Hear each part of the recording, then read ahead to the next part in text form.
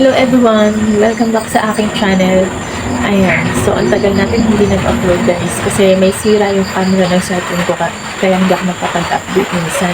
At saka hindi ko rin nare-reply yung ibang comment o baka magalit na kayo sa akin. So I'm so sorry guys.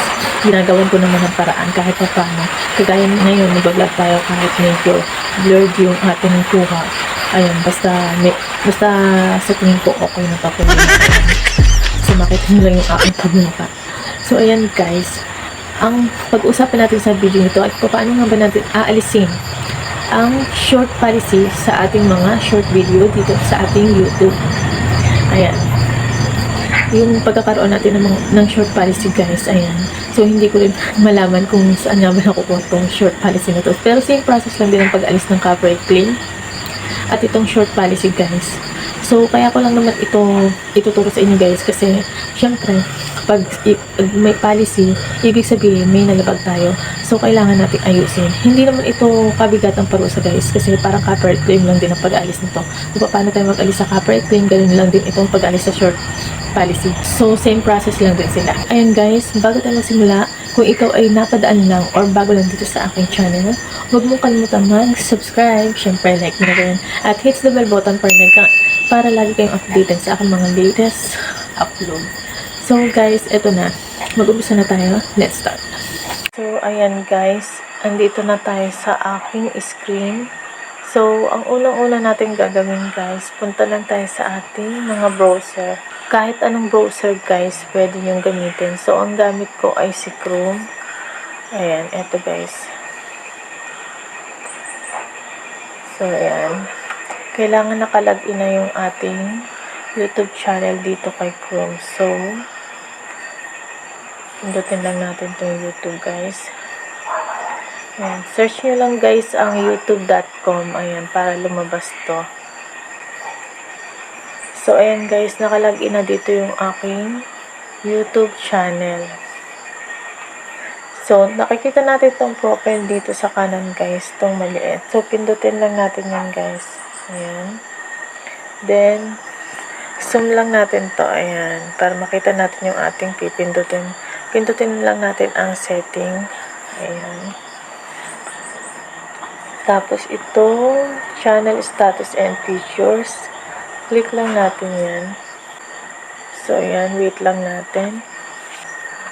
So, i-close lang natin to guys. Itong lumabas na to, ayan, pindutin lang natin yung close. Ayan. I-zoom lang natin guys para makita natin yung ating dapat puntahan. Then, punta lang tayo dito sa ating content. Pindutin lang natin itong video icon dito sa kaliwa. Ayan. Tapos, punta tayo sa ating shorts video. Ayan, sa taas. Click lang natin yan. So, ayan guys. Hanapin natin dito yung ating video na may short policy. So, eto guys yung aking may short policy na video. Ayan, kung makikita nyo, ayan, isusum natin para makita nyo. Ayan guys, shorts policy ang nakalagay niya. So, kapag may mga issue tayong ganyan, kailangan natin tanggalin guys. Lalo na hindi pa tayo na ma-monetize dito kay YouTube. Ayan guys, ito yung video yun. Ayan. Ayan guys. So, may music akong ginamit dyan. Ayan. Tapos, ito yung kinalabasan niya. So, wala naman akong ibang ginawa dyan sa video niyan. Kundi nilagyan ko lang siya ng music. Tapos, ito yung nangyari. Nagkaroon ako ng short policy. Ayan. So, paano natin to tatanggalin guys? Pindutin lang natin tong shorts policy na to guys. Then, pindutin natin ang see details.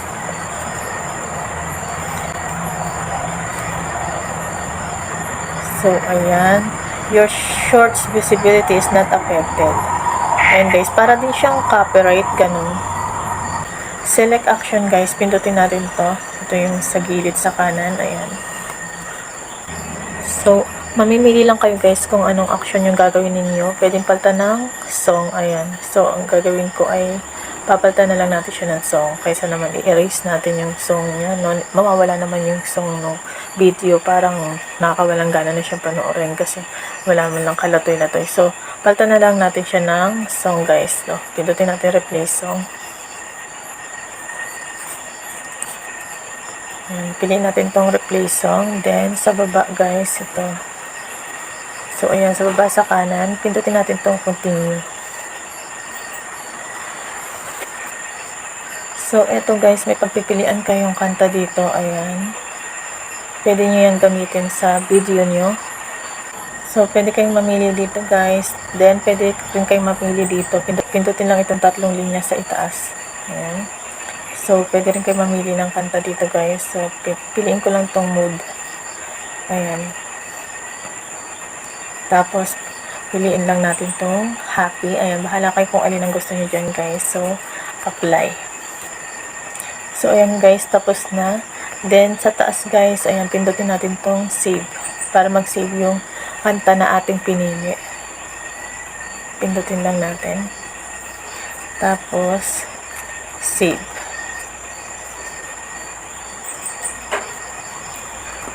So, ayan guys. Ganun lang guys magpalit ng song. Ayan, mas maganda na palitan na lang natin ng kanta kaysa naman alisin natin yung kanta guys kasi hindi pa parang nakakawalang gana ng panoorin yung kaya. So, back tayo guys.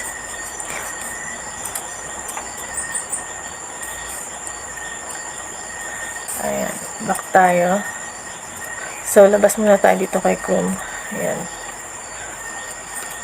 Then, punta naman tayo sa ating YouTube Studio apps.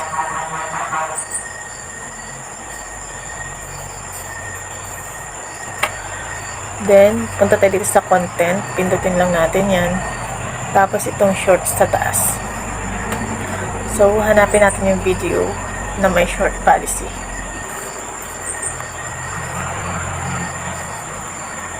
So, ito yun guys. Processing pa siya. Ayan, kung nakikita nyo, processing pa siya. So, labas muna ulit tayo dito sa YouTube Studio. Then, balik tayo ng mga ilang minuto lang.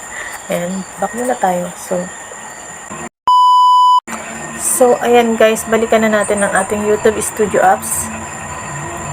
Then, pindutin natin itong content sa ibaba. Tapos, itong shorts sa taas. Ayan. So, hanapin natin. So, ito yun guys. So, kung nakikita nyo, wala na siya. Hindi na siya processing. So, hanggang dito na lang guys. Kung may natutunan kayo or nagustuhan nyo ang video nito, huwag niyong kalimutan mag-like, share, and subscribe.